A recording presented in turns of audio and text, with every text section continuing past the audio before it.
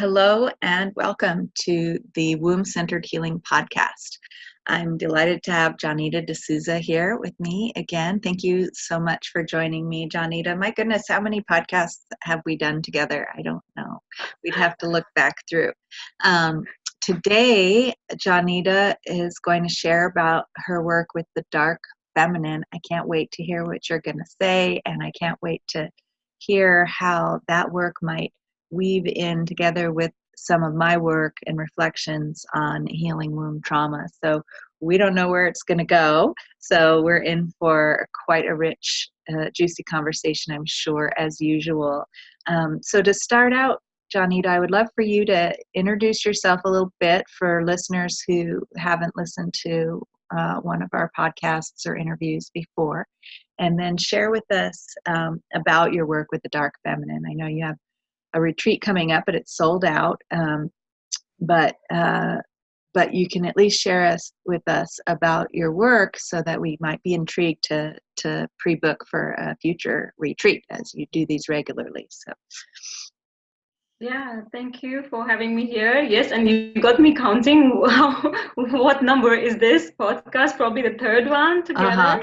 Maybe And so. Yeah, maybe so. It's always a pleasure to talk to you because we share so many things in common with our work, as well as we have our own unique aspect and perspective to the womb work, which keeps drawing me back to your work and vice versa, probably. So I'm delighted to be here. Lovely to be here, and for everyone watching, listening. My name is Jonita Dsouza. I call myself a feminine lifestylist, and very similar to Sama, I assist women to reconnect with their feminine wisdom in their bodies, so that they can experience deeper sense of connection to their existence on a day-to-day basis. And dark feminine has been really interesting topic in my life recently.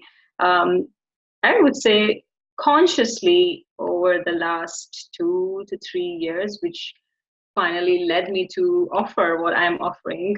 It's interesting how our life is our work and our work is our life, like it just weaves through.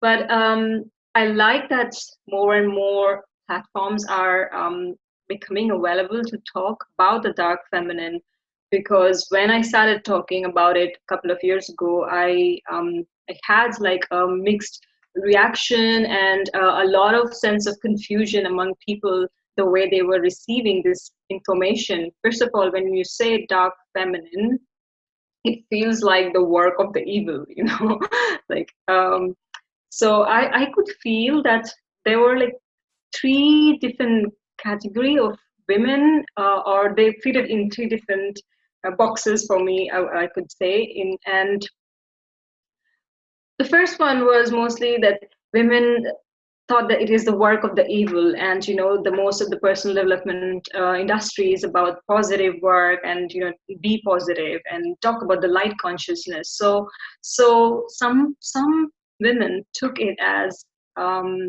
the work of the evil, which was like very shocking for me. And uh, that was really shocking to me, because I did not see dark as evil, but a lot of the society, a major part of the society, kind of has this connotation around the dark, that dark is bad. And then there was another category of women who actually found this topic too scary to dive in, because it may open like another box of worms, which they were not ready to face. And then I also encountered women who were really interested in this topic, the dark feminine, and probably those were the women I was attracting with my work. So there were a lot of resistance, confusion, but what I feel like is that the everyday,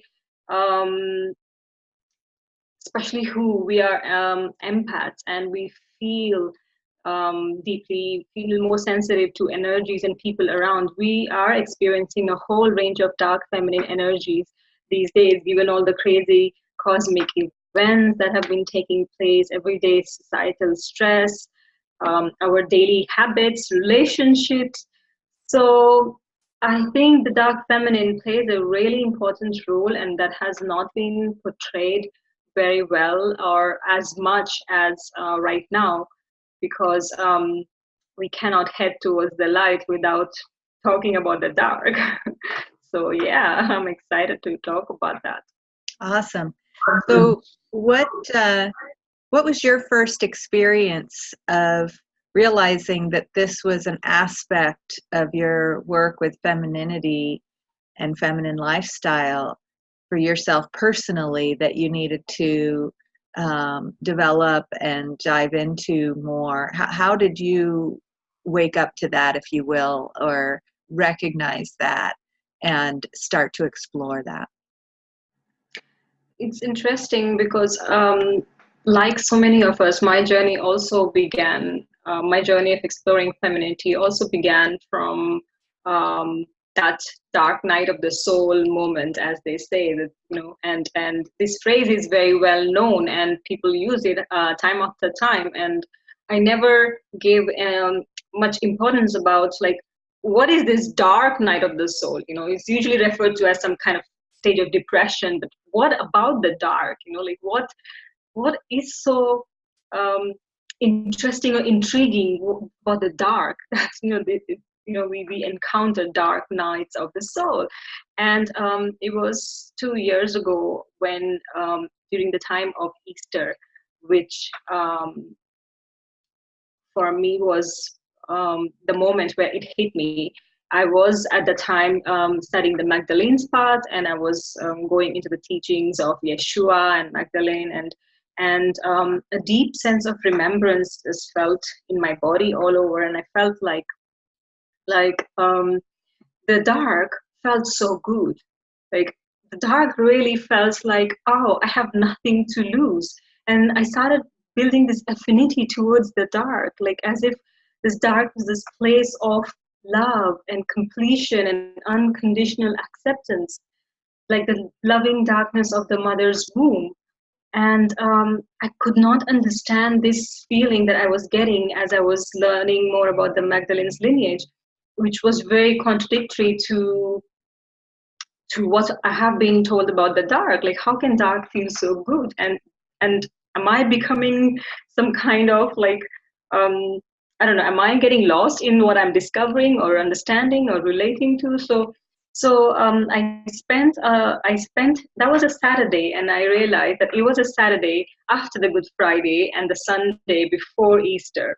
And I had this feeling, and I realized, like, hold on, looks like I am in this dark period, because yesterday was the death, the Good Friday, the death, and then tomorrow is the resurrection, the birth and the light. But there is the space in between, which is the darkness that no one talks about. And this darkness just felt so good. It was a very surreal experience. Like, I felt really happy, and with all my sadnesses that I was going through.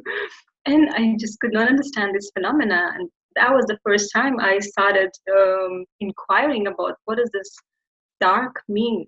And then I came across all the ancient teachings about the darkness, the dark therapy, the dark goddesses, and the Lilith, and the Inanna, and the underworld, and all of the entire new information just was there waiting for me, only when I was ready to see darkness from a different perspective. So it was, I think, to be short, it was this moment of experiencing pure joy and acceptance in the saddest of my moments in life, which led me to this inquiry. Mm-hmm. It makes me, what you're sharing, it makes me remember that at a certain point in my life, in my romantic life, early on, I realized that I felt the very same types of feelings when I was falling in love as when I was going through a breakup. It was the same intensity. It was the same body sensations. It was the same energy and I was like, oh, this feels so much the same. It's just the same, right? And so, and it's similar to the similarity between what goes on at birth and what goes on at death, right? We're passing through a portal, and it's also similar. What you're describing is similar to many women finding the joy and pleasure in menstruation, because menstruation is the dark phase of our cycle, and finding the power of the dark moon, that moment of darkness, that day or two of darkness before the moon starts to grow, and the joys and pleasures of the dark time of the year, the winter time of the year, you know, and allowing that cyclical nature of femininity, and having joy and pleasure, discovering the joys and pleasures in those dark phases. There is no other way for us women, being the cyclical beings. We cannot always be happy. We cannot always be positive, and we cannot always, be on our highs. And that's it. That's not how we are wired as women. And the more we learn, as you said, to embrace these cycles of the moon, the seasons, our menstruation, and make that relationship with this darkness, and recognize our dark feminine, that's when we will not be able to go into the distorted version of the dark feminine. And this is what mostly we do in our retreat as well. It's not about knowing your dark feminine and then facing it, or how to fight it, but it's about making this ever-present relationship with the dark feminine aspect of yourself, because it's going to exist as long as you exist as a woman. So you better make friends, or she will control you.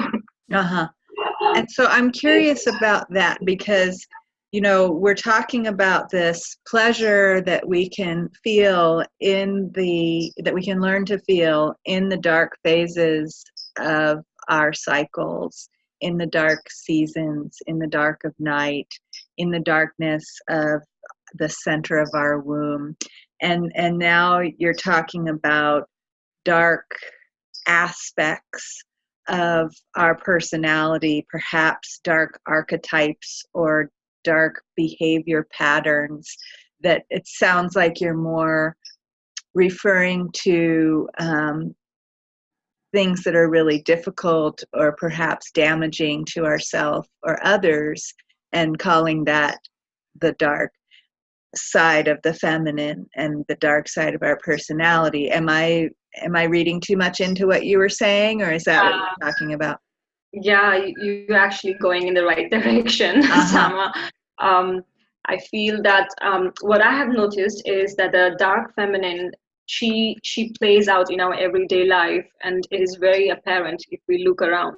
And I feel like there are three main stages to how she plays out in our life. And the first stage is like the dormant stage of this dark feminine in our lives, where she is repressed, where we repress her. And when we do this, we are acting a lot of times from our shadow side. And then where we go into behaviors like manipulation, and then some kind of addictions, emotional eating, and things like that. And then we sometimes, when we recognize that from that dormant stage of our dark feminine, we move on to some kind of distorted stage. Like we become the rebels. We become we take revenge, or we still act out of our dark feminine, but like a rebel, And then it is good to recognize these phases of our life and how she plays out, because only when we recognize this dormant stage and this distorted stage is when we can reach that stage of reclaiming her, so that we understand that these, we usually see her as our shadow side, the repressed side within ourselves. But what we do not reach to the point is usually the archetype of the golden shadow, which is like the gold that is hidden within our darkness. Mm. And usually this leads to our deep desires. Mm. And we act from that repressed point of our deep desires. So a lot of it depends on, or a lot of it leads to recognition of our deep desires. So it's really important to see where she's playing in our lives and how, and then connecting back to the root of our deep desires. Does that make sense? Yeah, and here I am finding the thread of how all of this work with the dark feminine is connected with our womb trauma. So Yeah. it's connected in what I'm seeing from what you're sharing and from my exploration is that it's connected to why and how we developed that pattern of repression to begin with.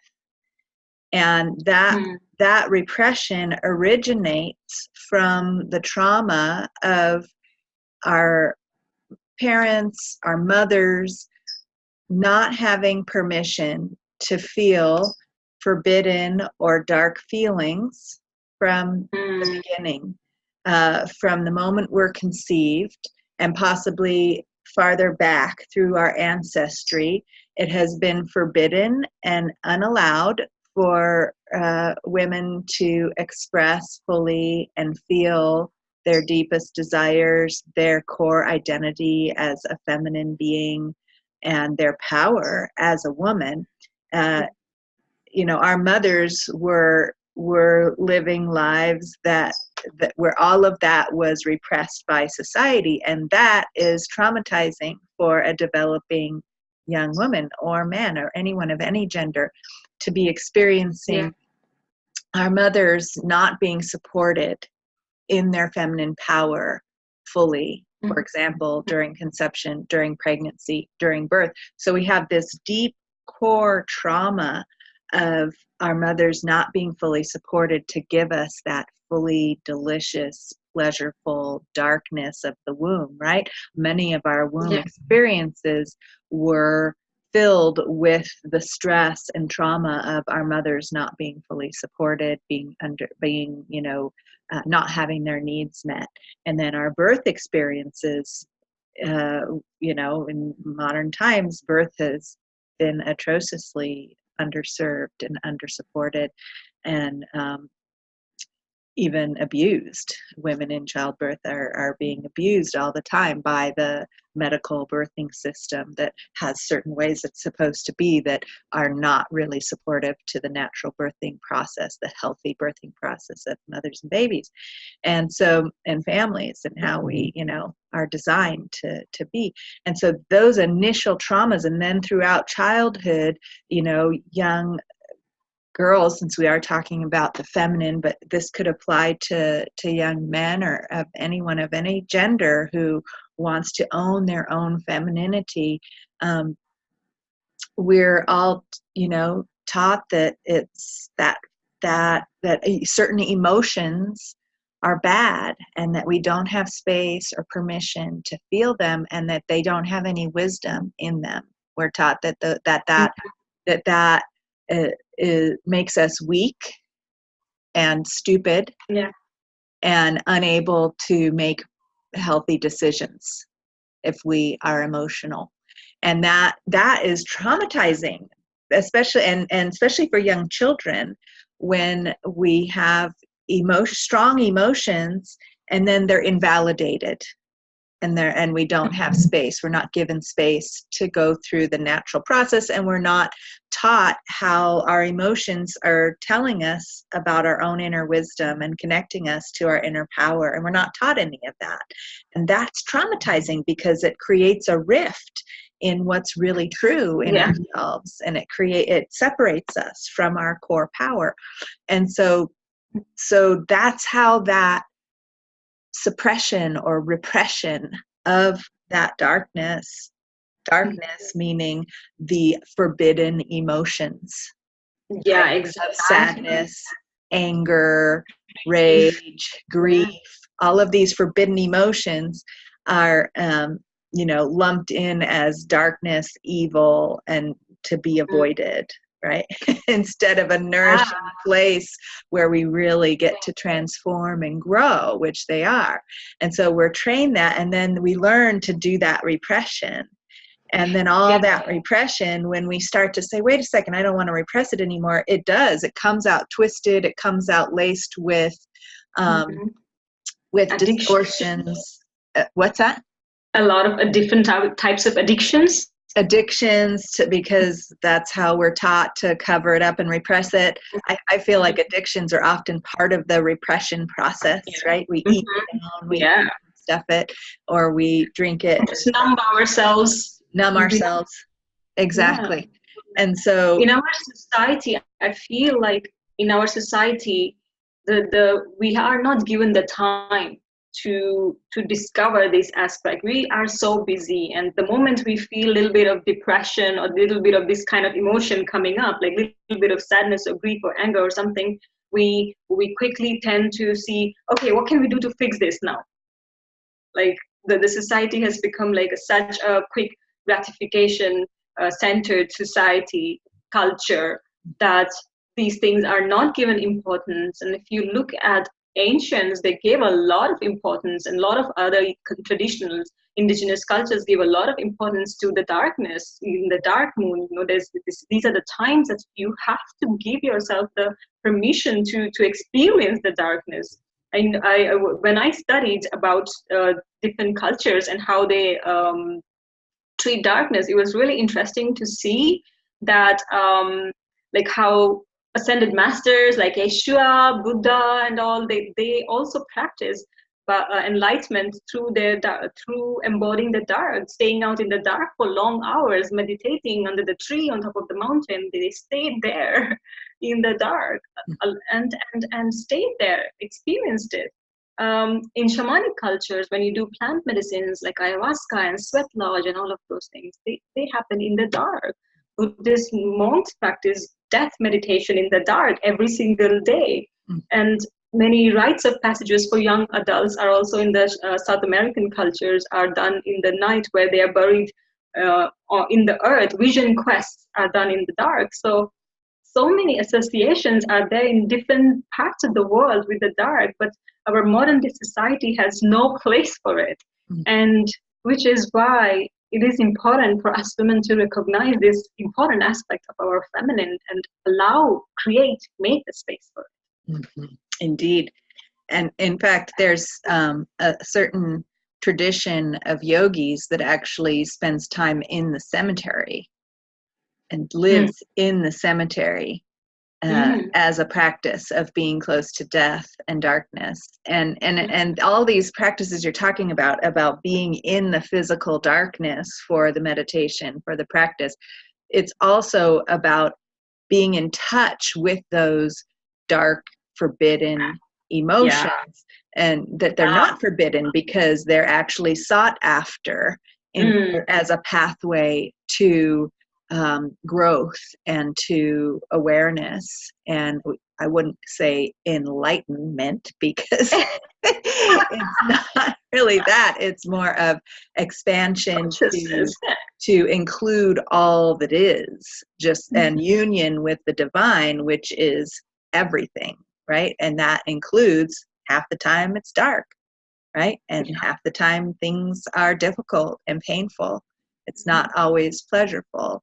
And when we shut out the things that are painful or difficult or uncomfortable and only want to be in the light, it stops life. I mean, just imagine if the sun shone all the time. All shrivel up and all the plants would die and there would be no life left. It's too hot. It'd be too hot. And we need that cycle. We need that cyclical nature is what generates life. It's like the engine of life, going from light to dark to light to dark to light to dark. And so it's the same with our emotions and our behavior, and it's such a difference between someone who is just coming. I speak from my own personal experience.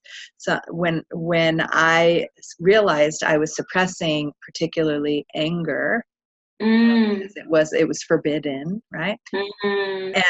And I started to look for the wisdom in my anger or annoyance or irritation. What was I desiring underneath this? When I would try to communicate that, and it still does, come out twisted, or like I'm still unable sometimes to have it come across as a wisdom. And sometimes that's because I've, some of my distortion comes out with it.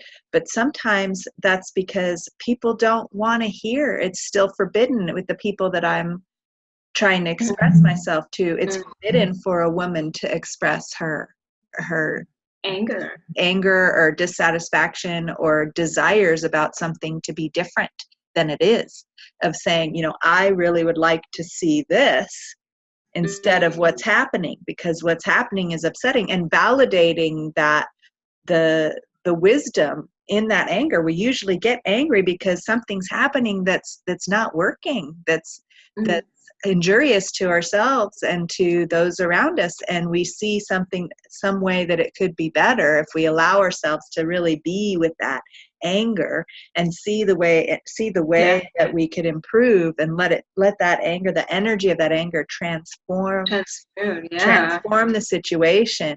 And sometimes that's an uncomfortable conversation with somebody, but having that direct conversation is very challenging. The distortion comes when we're too afraid to say directly to the person, I'm angry, and instead we tell it to somebody else, and then they hear it secondhand, or we tell it in front of a whole group instead of to them directly, and and many times we then also feel guilty for even expressing it. So we build up resentment to our own behaviors then, and then the cycle just, that was my case. I would blast out, and then I will feel bad that I reacted out of my regular behavior.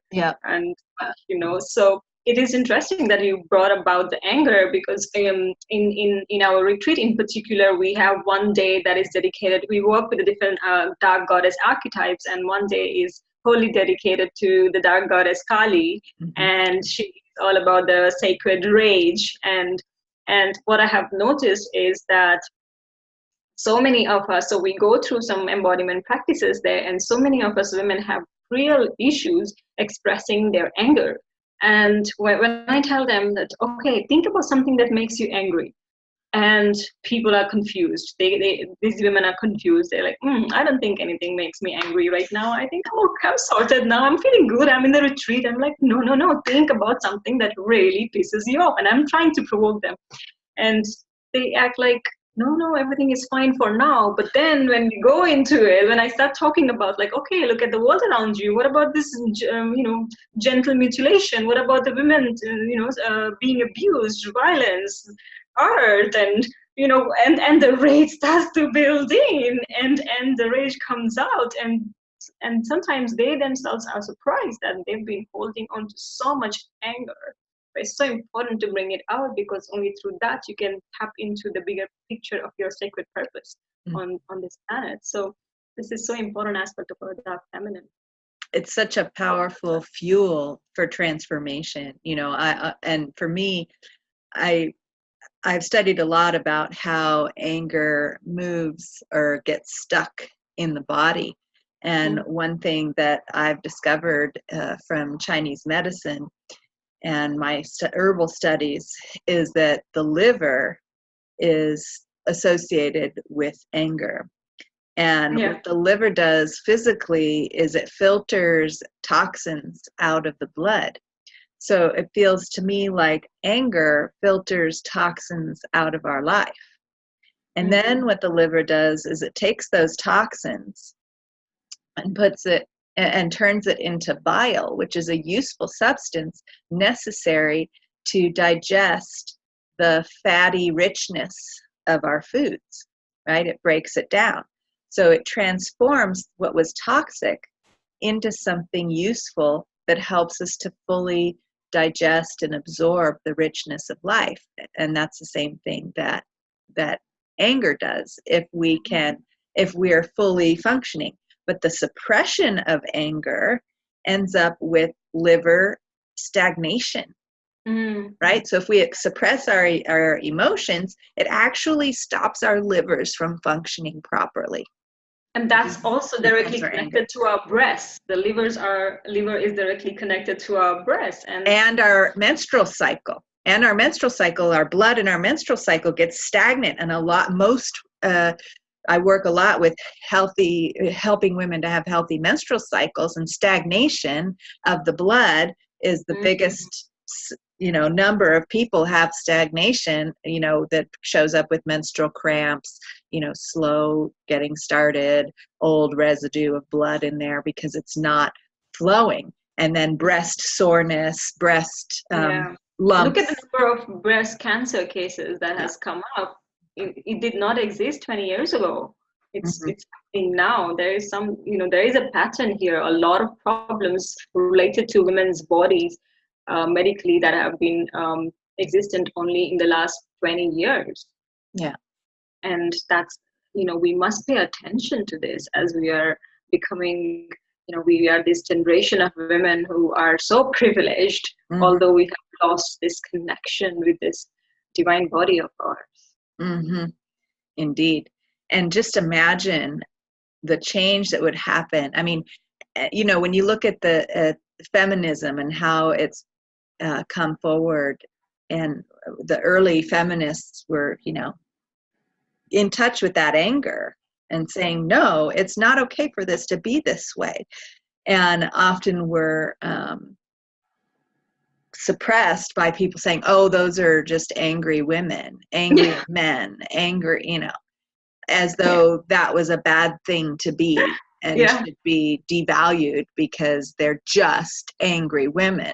And I just imagine the world where an angry woman is a force to be reckoned with and someone to be listened to and honored, because guess what? If women are just angry all the time because you're abusing them or suppressing them, or they're not having the support that they need, then that severely diminishes the amount of life force and love that we have in our society, and the amount of creativity that we have in society. So when people when society starts taking responsibility for the fact that there's all these angry women, instead of just saying, oh, those angry women, let's just shove them down again, and say, wait a second, what change would we need to make in order for women to be happy and fulfilled and full of joy? How would society have to be for women to be happy? What would our family structures need to look like for women to be happy and not just angry or suppressed angry? Right? Yeah. Big question. One of the things we also must realize how the dark feminine is playing in our lives is by our, I like to say, by the way we use our emotions. Because as women, we to be really honest and brutally honest, we know how to manipulate our emotions to control a situation, control the other person. And I've done that in the past, and I know, and only now I can look back and see that those were patterns of my dark feminine that was unconsciously leading my lifestyle at that time. We are super emotional creatures, and then we begin to use our emotions to manipulate situation or a person for our own recognition, probably, or just to feel valued or validation. And this can be a very disruptive behavior. In my life, it created a big void of very low self-esteem for a really long time, and jealousy, self-abuse. All of these things are also the result of not accepting or recognizing our dark feminine energies. And that's part of the process, because first you're suppressing it all together, but often it's during that suppression phase that those emotions, they have to come out some way, and they come out sideways, and they come out as manipulative, and we're not even aware that we're doing it. And then when somebody points it out to us, or we become aware of it, then there's all this shame for doing that, right? And then the development out of that is about, okay, how can I just be upfront about communicating about my feelings? And so instead of being angry that somebody did something and holding it in and being resentful and letting it come out sideways on them in various ways, having the courage to say, wait a second here, I'm upset about this because of this. And I can tell them directly that I'm upset, I'm angry about this because I feel like this. It makes me feel like this. I guess it's kind of abstract. So for an example,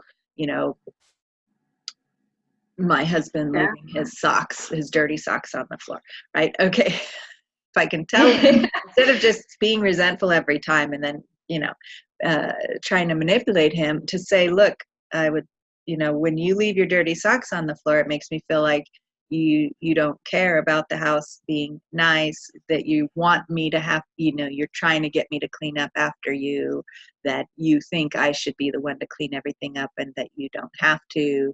And, to say all those things directly. And then I can hear, oh, no, that's not my intention, or, whatever, however he responds. And then we can have a fruitful conversation.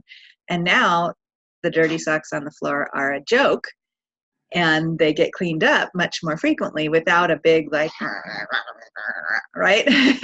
And so it's really up to us, and I think it's our responsibility as conscious women in this part to recognize these aspects of ourselves, to recognize our dark feminine and how they are playing in our lives, so that we can see what lies underneath it, where, as you said, what are the emotions that are lying underneath, like any anger, suppression or repression or whatever, and then work our way through that, so that in the end, I've always noticed that it leads to one of our deep desires of, some kind of fulfillment that we are longing for, some kind of fulfillment is the word that I would like to use. And I think relationships are a really good place to to begin with, because intimate relationships really trigger our dark feminine energy. So that's a really good place to start with. Yeah.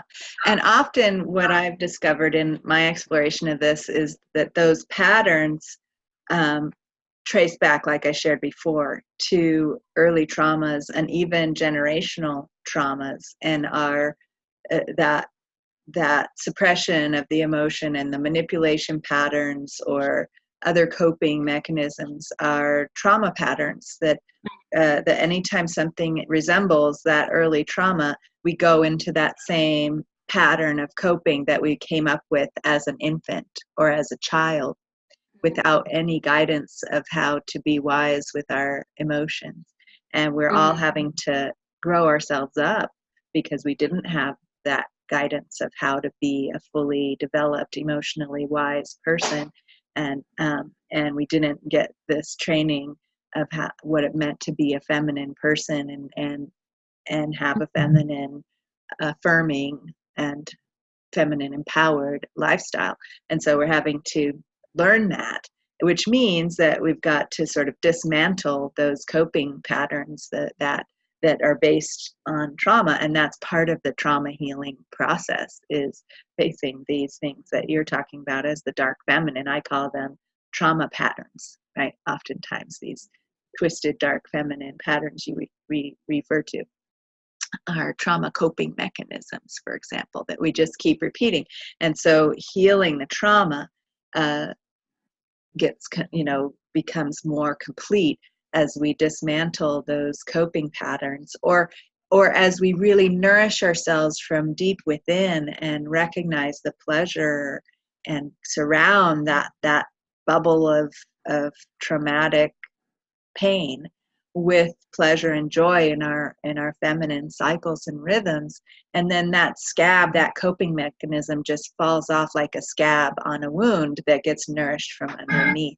And I try not to like rip the scab off, because then you're rewounding it, right? And so it sounds like in your work with the dark feminine, bringing in all these archetypes and this mythology and this recognition and validation of all of these feelings, surrounding it with ceremonial presence and support from your sisters is doing just that. It's bringing that pleasure, that celebration, that love into that arena, and giving any pain or traumas that might be hidden in there space to open up and come up, and those trauma patterns could easily just fall off like a scab once that wound is healed up with all of that loving attention.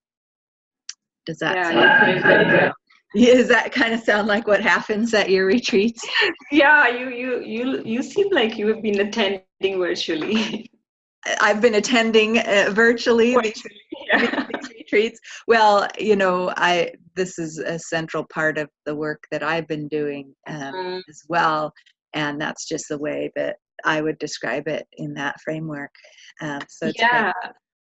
I feel also that when you're doing this work with other women, and when you are witnessed by other women in your dark feminine, then in itself is a very healing process, because first of all, you slowly shed out those layers of shame around your qualities of the dark feminine, and we bring out the qualities of dark feminine, because these are the qualities that feed you towards in the end, for you to stand up for your rights, to speak up, to express yourself in your own unique ways, and then when you bring those aspects of yourself in a healing environment among sisters, a deeper sense of connection and recognition happens that makes you understand that you're just not the only one going through all of these, and it's not anything bad to experience these kind of dark emotions, because a lot of us experience dark emotions, dark thoughts, and it's fine. It's absolutely okay, and it's easier to accept and non-judgmental, a non-judgment towards ourselves. Mm-hmm. Right, and we can support each other's wisdom growing, emotional wisdom, and self-love in these practices we do together. So, well, wonderful, Jonita. It's such a delight to share with you and listen to your wisdom and all of this. And if someone wanted to get in touch with you and learn more about your future retreats or your other offerings that you have around this or anything else, how would they do so? So you can reach me on my website, exploringfemininity.com. I think you will have some link somewhere. So that's the best way to look for my work, and there are plenty of resources. I also have a Facebook group that's called Exploring Femininity, and we discuss all these aspects there, and you'll also find daily feminine inspiration and free resources, rituals to connect with your sacred, sensual, feminine on a day-to-day basis. Lovely. Thank you so much for joining us, Jonita, and sharing those resources. And those of you listening who would also like to learn more about the Womb-Centered Healing Temple, you can go to wombcenteredhealing.com and learn more about the membership program there and the resources that are available there. So thank you so much for listening in, and I invite you listeners to scroll back through other podcast episodes with other interviewees as well. And some of them are just me sharing my my insights and perspectives. And if you enjoyed this episode and the other episodes, please consider subscribing. There, you can make a small contribution by clicking on the subscribe button, and that will really support my podcasting journey and the development of the Womb-Centered Healing Temple. So thank you so much for your support, and we'll see each other again soon. Thank you, Sama. Yes. Until next time. That's all for now.